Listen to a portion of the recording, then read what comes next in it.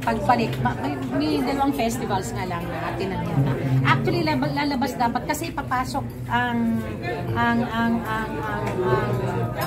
Topak this February 28 hanggang March 2 sa Dubai Festival. In-invite, tapos meron na naman. So after nung dalawang yun, babalik na. Sinong pupunta doon kay ikaw sasama? Hindi ko nga kakayanin kasi yung staff ng yung project manager namin, yung director, sila pupunta kasi like ako. March 3, birthday ng mama ko yon. So 29 pa lang nasa Mindanao ako. Si Arjo kasama. Actually nag-shoot na ngayon si Arjo ng mag-start na siya ng Bagman, so mahihirapan na siya. So hindi na. Habang break sila sa Congress, so shoot siya ng Bagman. Ibig nasabi mo kanina, gusto mo nang magkaapo. Matagal na yun. 52 na ako. So ano update? Wala pa namang lumalapit sa akin at sabihin sa akin, Mama, may magkakaapo ka na. Pero hindi mo naman sila may pressure na ano ba? Hindi. Buhay nila yun eh. Gusto ko mag-enjoy sila. Gusto ko kasi magkaapo ako, magkaanak ang mga anak ko na ready na sila. Alam mo yun. Yung pwede silang, pag nandiyan ang baby, kahit pwede lang sabihin, Mama, relax muna kami, huwag muna kami magtrabaho, gusto muna namin alagaan yung anak. Yung gano'n, nasa level silang gano'n. Pero excited ka na magkaapo? Ay, sobra. Oo naman. Sabi nga ni Rhea, matagal ka na rin nagpaparinig sa kanila. Ay, oo, silang dalawa. Pati si Maine. Anong sinasagot ni Rhea? Anong sinasagot ni Rhea? Chill lang, Mama. Pero Rhea, kumusta si Arjo at saka si Maine? Nakikita mo sila ngayon na, syempre, as husband and wife. Happy sila. Happy. Tsaka inaalagaan nila yung isa't isa. Happy ako kung anong nakikita ko sa kanila. Ano na-discover mo, like, kay Maine, kay Arjo, na ngayon talaga, alam mo na, yung as couple? Nakikita ko lang, pag kumakain silang dalawa, initin ni Maine yung pagkain ni Arjo, initin din ni Arjo yung pagkain ni Maine. Kaya sweet, parang, yan lang, kinikilig ako sa kanila. Pero, inaalagaan nila yung isa't isa. Tsaka nakita ko yung mahal nila isa't isa. So, kasi nga usong-usong ngayon yung mga hiwalayan, di ba? Ay, ayoko So ikaw, anong advice? Anong advice mo lang kay Arjo and Maine? Kay Arjo and Maine, hindi naman sa mga naghiwalay. Si Maine. Oo. Mahalin nila yung isa't isa, di ba? Pag mahal nyo naman isa't isa, ako naniniwala. Kahit magkahiwalay kayo, kung mahal nyo isa't isa, at kung talagang kayo ang nakatadhana ng Diyos, kahit anong mangyari, darating ang time, kayo. Pero pinayuhan mo ba sila dito sa gitna ng mga hiwalayan, kumbaga? Hindi. Wala. Alam naman, malalaki na yun. What about Rhea and Sanjo?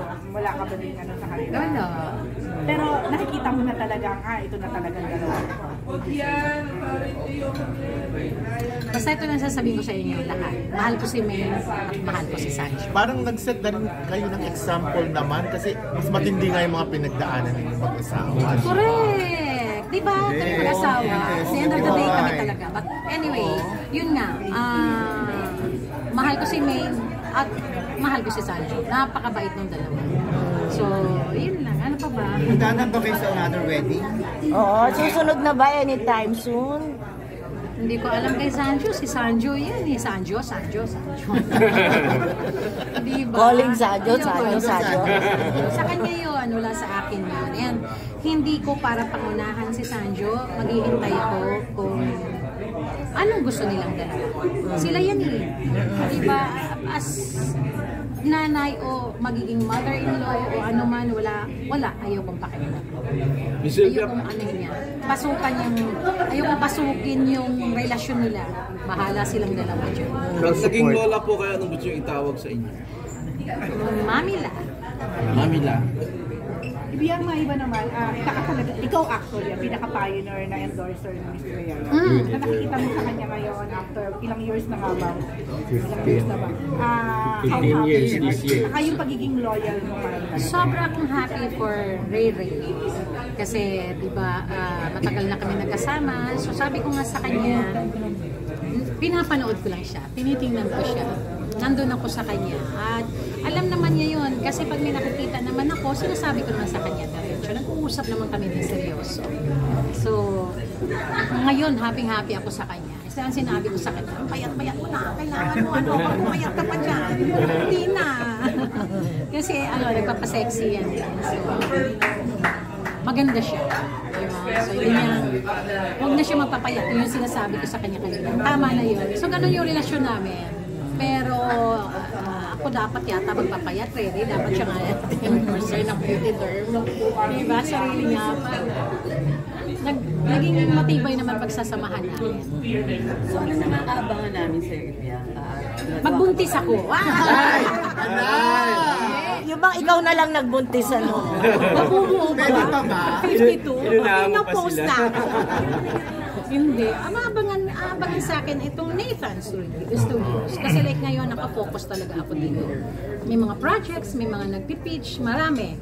Na actually, may napili na kami mga 4 projects na papasukan namin. And Ano yan? Concert? Movies pa rin? may concert. Wow! May Talaga concert. naman. May concert. Hindi ko pa pwedeng i-announce yung concert ko. Local artist. Local. Ah. Pero basta excited ako dito. Hindi ko pwedeng announce. Pag in-announce ko na yung tatawagin ko kayo lahat. So talagang diyan ka na muna magpo-focus. Yeah. Eh, what about yung mga Galaterian movies? Pero seryo naman, like ngayon kasi may mga schedules kami ni Lorna, ni Miss LT. So pag mag-serye ako, parang magkakaroon ng problema. Mahuhold ako doon. Like, alis kami ng May bago mag-Cannes Festival. So nandun kami mga 15 days. Sa Cannes, pupunta kayo Cannes Cannes. kami ni Miss Mamimili LT. na naman kayong movies. Gusto kasi namin matuto ni LT. Gusto namin talagang matuto. Ayaw namin basta-basta lang papasok. Kasi 'di ba, parang like ngayon, hindi pa kami perfect dito eh. Hindi pa kami ganun kadunong eh. So gusto ko namin matuto, gusto namin mamulat talaga yung mga mata namin about show business. Tapos kukuha kami doon ng mga connections. Kasi gano'n naman doon eh. Bibili ka o magbibenta ka. So gusto kong, sabi ko nga kay pundasyon tawag ko, kay LT na dapat bago tayo tumodo ng husto, matuto tayo. Yung hindi tayo mukhang, alam mo yun, walang alam. So yun yung aalis kami. Tapos, serye, meron akong gagawing movie. Pero hindi pa pwedeng i-announce. 2 yung gagawin. Yun na muna ako. Kasi kung serye, Monday, Wednesday, Friday, parang alanganin ako sa mga. After na siguro ng Cannes.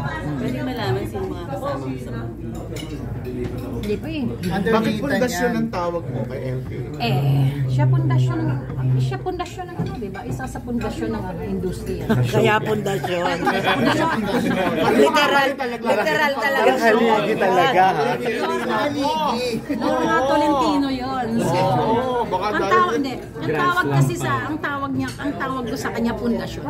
Sila yung pundasyon. Sila yung, hello, LTO. Baka Siya may tawag din ba sa'yo? Haligi.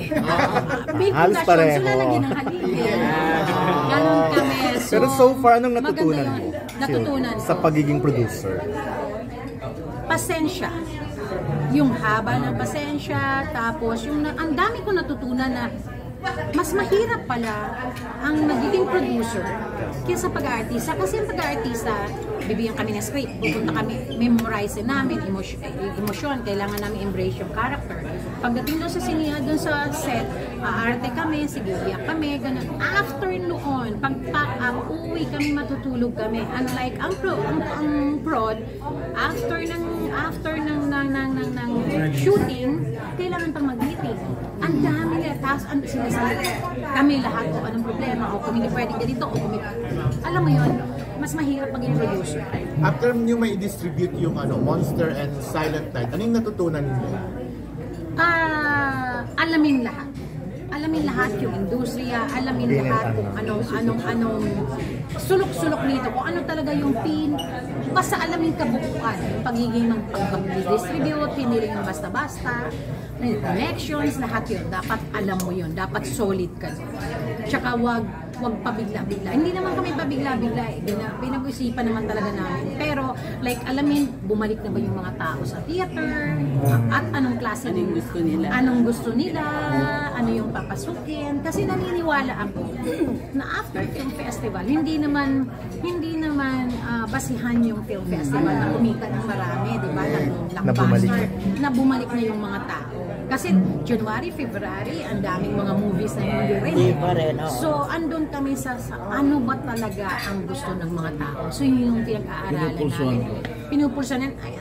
Hopefully, darating yung mga darating yung time na, di ba, slowly talaga babalik na kahit hindi Metro Manila Film Festival. Wala ka bang plano mag-produce ng Main and Arjo movie or Rhea and Zanj film? Merong plano pero hindi pa ngayon.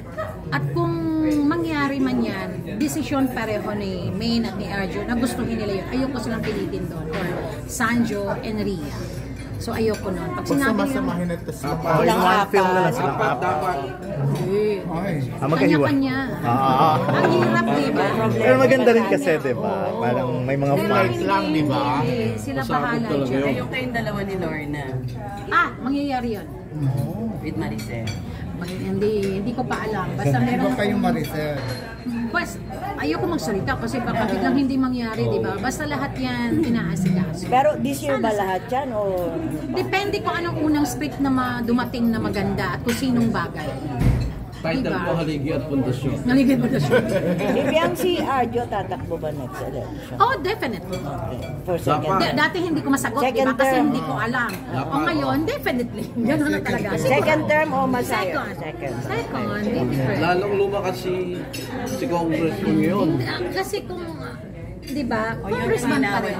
kasi yung sabi sa'yo may lumalabas. May lumalabas na Iba yung tatakbuhin niya ng mayor, Congressman. hindi po tatakbo si Arjo ng mayor dahil hindi niya pwedeng kalabanin ang taong tumulong sa kanya, ang taong nagtiwala sa kanya, at ang taong nagmahal sa kanya, si Mayor Joe Del Monte. So hindi tatakbo si Arjo ng mayor. Merong mga nagsasabing dapat mag-mayor. No, hindi po talaga.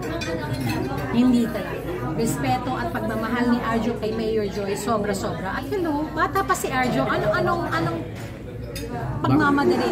Bakit magmamadali? Hindi marami pang time. Pero na-enjoy niya ang politics. Oo, sobra niya na-enjoy. Sobra siyang tumutulong sa mga tao.